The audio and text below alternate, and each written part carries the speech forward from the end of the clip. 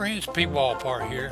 I made a series of videos out on the front porch today called Shoot 'em Up John.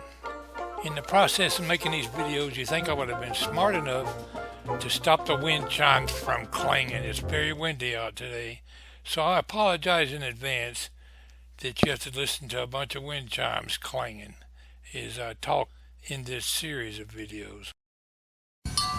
You might know when I decide I want to make a video, the wind would be blowing like crazy out here. Find time to check out this new Sony Handycam and see how bad the wind does affect you.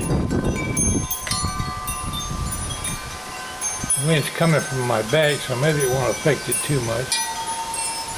What am I doing today? I'm doing something a little different. I'm going to do a little shooting.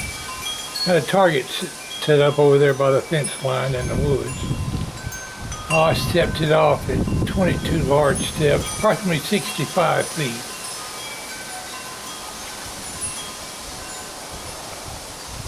What we're doing today is sighting in a scope.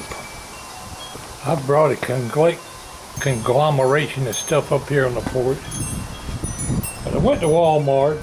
I've got a Glenfield Model 20, 22 rifle. It was my dad's. And over there at Walmart the other day, I bought this. I'll hold it in front of the camera. It's a Tasco rifle scope, 4x15, El Cheapo. It cost me $7 whole. Well, we got it mounted on the rifle. First time I ever mounted a scope on it.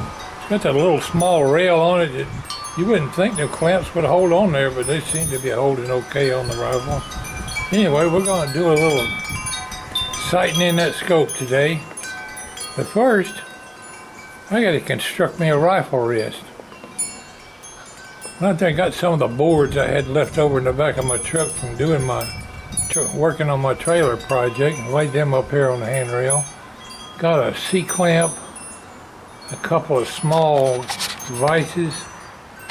I'm going to try to rig up something to hold my rifle steady in one place for this process of sighting in this scope. That's what we're doing today. We're playing Shoot 'em Up John. Damn wind ain't going to help me out a bit. It's blowing like a tornado out here. This is not hot, it's cool. Now, in today's vlog, I'm just going to tell you like it is. I'm a firm believer in the Constitution and the right to bear arms. And I live out here in the country, but even in the city, when I lived in the city, I had my gun. I don't think anybody's got the right to take that right away from us from having our guns. I've got a security system in my home, electronic alarms and stuff that'll call the police if somebody breaks into my house. That's only my backup security system. My security system, basically when we're at home, is Smith & Wesson. Just kind of toying with an idea right now. That's definitely going to be farther out. Let's start right there and tighten that clamp up. You can spend some high-dollar fees to buy a store-bought rifle head. No more often than I would ever use it. It would be like a waste of money. I'm going to just keep mine. Just make where it's tight. There we go.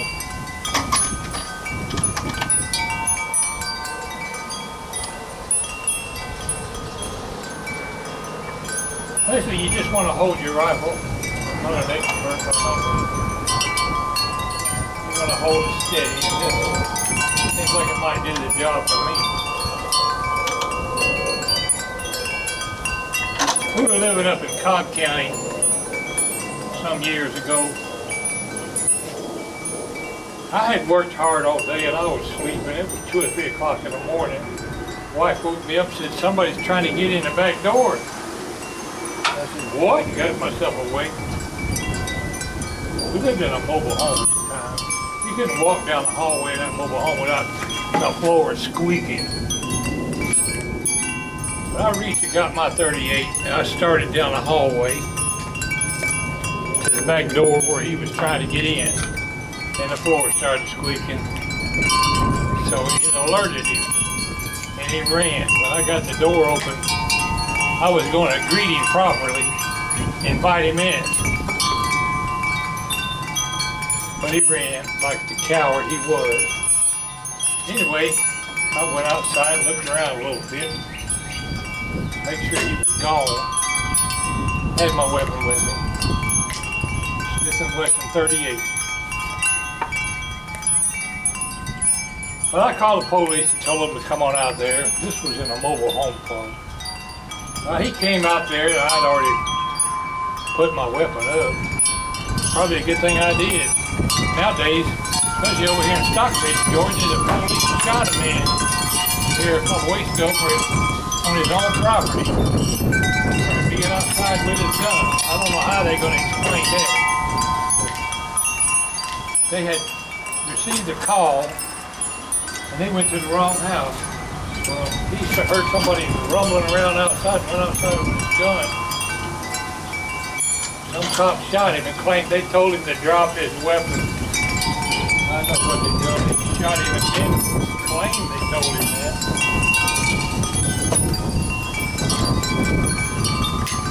But anyway, I digress. The Cobb County police came out there to the house.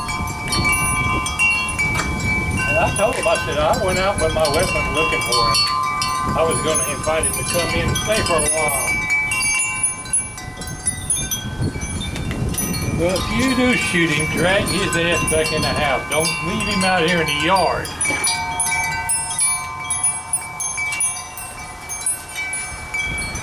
He's got to be in your property, or on your property and threatening your life before you can legally shoot him. And I always give him a warning. My dad kept a gun his whole life. In fact, I've got all his guns, or most of his guns. That's kind of towards the target. I'm going to have to do a little manipulating here. I think we're going to be able to get the rifle in there okay. Keep losing my train of thought. We had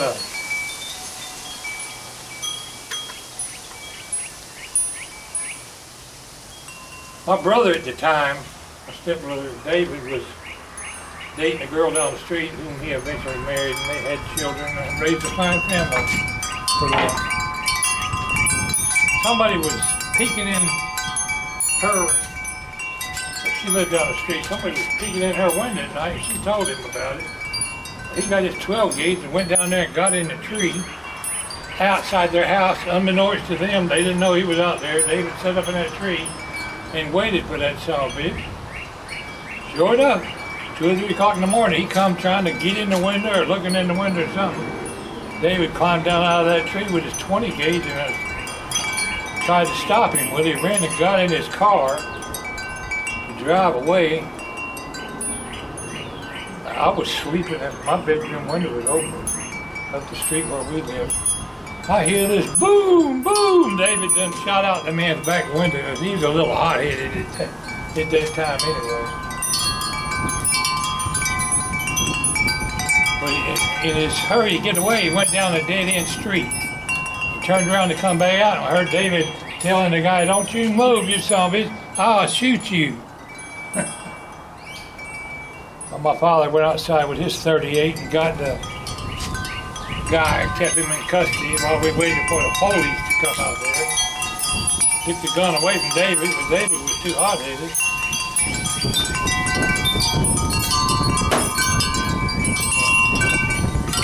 You come around somebody's house, especially here in the South, in the rural country, you better be prepared to face the consequences when you come breaking in somebody's house.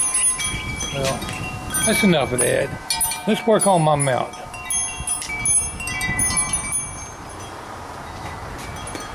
I was afraid that scope wouldn't stay. In the process of lining this thing up, the scope just popped right off. This rail out here ain't very deep. I don't think there'll be some crud in there.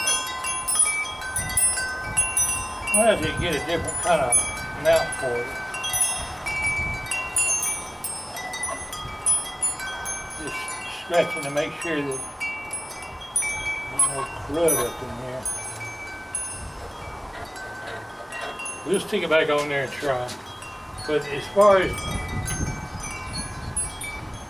any of those liberal-minded people out there might say something about my opinion on gun control, I'm sorry, but that's just the way it is. Where's my scope go?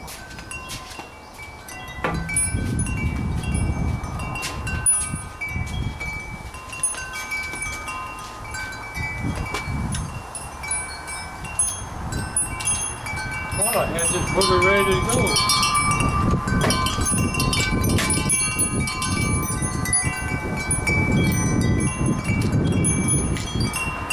Anyway, if this scope don't work out, I'm not out a whole lot of money, $7 whole dollars.